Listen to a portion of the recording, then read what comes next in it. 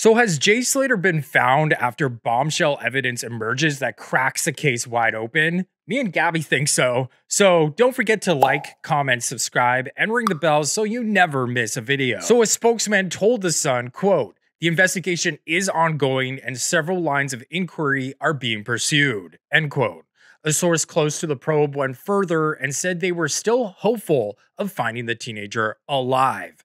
They insisted that the investigation had not yet classed Jay as, quote, "missing, feared dead," end quote. And just today, a helicopter was spotted flying over Masca in Tenerife, which is the location that Jay disappeared at. And this got people all over the internet wondering if the case will be closed shortly and Jay will be found alive. So this helicopter sighting happened after crazy developments in the case emerged in recent days. Everyone, including the private investigator Mark Williams Thomas, was on the fence about whether this audio from the beach was real or not. But it appears that the CCTV footage from the day Jay went missing was removed from the website that archives them right here. So on Monday, June 17th, that footage just was scrubbed from the internet. So could it be a part of the investigation? And there's some CCTV footage that people think might be related to this. And my mate who knows this area very well says this footage is definitely 100% taken from the area that these people were staying in. We can't verify whether it was them there, what time it was taken, but we know it's the area. Now, someone has annotated this and said that one person is Jay, one person is Lucy. We don't know if this is true, but we'll watch it anyway.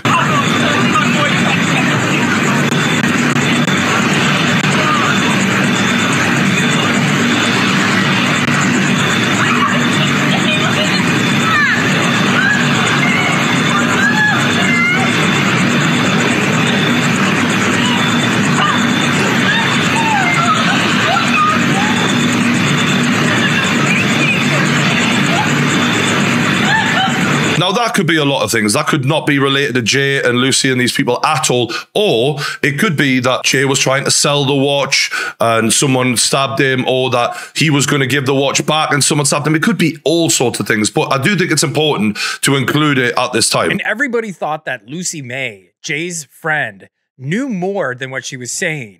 And this CCTV footage that is confirmed real, where she's freaking out over something that happened with Jay, along with the text messages that were leaked just yesterday, it's really starting to look that way, doesn't it? Theory from an anonymous account has recently gone viral in the past couple days. Jay Slater assaulted Tom Hilton really badly with a gang of lads. Tom Hilton's dad could never let this drop, even though his son demanded let things just be. Jay would often brag about the assault every time he was out and about in Rishton. This upset some friends that both Tom and Jay shared. A friend of Tom's dad who was in prison heard about the assault. His name was Ayub Qasim. Ayub is a notorious gang member and drug dealer. He has big connections and promised he would get vengeance for Tom. Whilst in prison, Ayub masterminded a perfect plan for when he was released and recruited a team of people and enticed them with big money, some of who were very close to Jay and in his trust circle. Ayub was released and wanted the revenge to take place at an event such as a concert or a festival where plenty of witnesses would be. Ayub, his friend, Lucy, Brad, and 2 other men were involved in the plan. Part 1 of the plan was that over the next few days, get Jay absolutely wrecked on whatever was available and fill him with free drinks. Ayub and his friend would befriend the group and build massive trust with Jay, complimenting him and laughing at his jokes. Lucy and Brad would have to act like they never knew Ayub. Part 2 the night in question, Lucy would get Jay wrecked, then leave the venue early, getting as much attention as she could, and making sure enough people seen her go home. Then she would post Snapchats of herself stating, "early night," to leave a paper trail. Ayub and friends would then cause a distraction outside the venue and throw a fake Rolex watch to the floor supplied by Ayub. Ayub and his friend would encourage Jay to grab the watch. Then Brad would say he's heard rumours, it's an Albanian gangster's watch, and Jay needs to leave ASAP as they are searching for him. Meanwhile, the other 2 unknown men who also hired a second car have stolen a boat. Ayub, his friend and Jay all jump in the pre-hired car whilst Brad leaves and informs the other two men that they are on their way. In the car, Ayub instructs Jay to take images of the watch on his phone and show his friends back home, making him brag that he stole a watch. Foolishly, Jay does this. The two guys with the stolen boat have to delay things as the police are coasting the area for an unrelated issue. They tell Ayub to chill somewhere for a few hours until the dust settles. With nowhere to go, Ayub decides to hire an Airbnb, but uses an alias name of Ayub Abdul and then heads straight there. It's an hour's drive away and he only books it for 2 hours, which raises suspicions. Once there, he waits for the signal of all clear from the boat boys.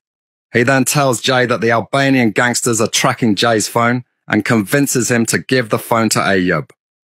He tells Jay that he will drive the phone in an opposite direction to confuse the gangsters and that it's unsafe for Jay to travel with them, but not to worry as they will come back for him. He then tells Jay to knock on a random door and ask for directions, but once given directions to start walking uphill in the opposite direction and they will come back for him. He said this is in case the gangsters ask locals if they have seen Jay. Ayub and his friend leave the Airbnb and set off back home. Once back where they are originally staying, they desperately gain attention on purpose to place them in the right place at the right time. They then instruct the boatmen with a burner phone to collect Jay and finish the job. Jay is collected and placed on the boat. Ayub gives Jay's phone to Brad, who then makes fictional calls to himself and Lucy, and also Snapchats with photos from Jay's gallery to friends back home. The phone then is taken to the hills, turned off and destroyed. Everyone returns home. They think they have committed the perfect crime. The 30k GoFundMe was a distraction, as was the watch. This was a long-awaited, well-planned revenge attack, but hiring the Airbnb was not in the original plan. Is that their downfall? Yeah, and to me, parts of this sort of add up. I don't necessarily believe that Ayub would commit a crime on behalf of this person named Tom's dad to enact revenge, but it is sort of interesting that in 2021, Jay Slater was a part of a gang who attacked a man named Tom Hilton who survived, and this anonymous account believes that Tom, or Tom's dad, might have been trying to get his revenge by getting Ayub to do that for him and also, you know, Jay's friends. So it sounds to me like this theory goes that they got Jay so out of his mind at the NRG Music Festival by plying him with copious amounts of substances so that they can get his guard down and kind of kidnap him to get his revenge and take him away on a boat. And if I do some digging here, there was a boat from West Africa that took off an hour after Jay was last seen, about 5 kilometers away from the area he disappeared. So you can see here in pink where that boat disappeared from, and it's exactly the area Jay vanished about an hour after his final phone call to Lucy. So this boat turned off its location immediately after departing. And someone actually tracked down the CCTV footage from that area and saw a group of men with flashlights or torches on the dock. Then a car pulls up and they appear to take something out of the car, and a gang of them run into the boat together. So people are wondering if this gang may be the group of criminals that took Jay. And a TikTok has gone viral of someone photoshopping blue light onto the steps of the Airbnb Jay was last seen at. So the steps where Jay was last standing were freshly painted. And if you put blue light filter over them, you can see that there looks like to be almost blood spots and, you know, smears of blood. And in the final Snapchat itself, you can see what looks like blood dripping all over the steps. And again, someone manipulated the colors a bit, and it really does look like the color of like blood splatter. And a journalist actually went back to the steps and took a photo of the exact location Jay was standing at, and the blood splatter was gone. So that theory actually kind of lines up with the fact that maybe he was brought back to that B&B and sort of a scuffle occurred and they took him away in a boat. What do you guys think of these recent developments? What do you think of the Spanish police saying that he's no longer considered a missing or endangered person? they possibly know that he is alive somewhere and kidnapped? Sound off in the comments below, and don't forget to subscribe by hitting my face here. Gabby hasn't given up hope, so let's find Jay Slater alive. Bye, guys. Let's roll the outro. Love you.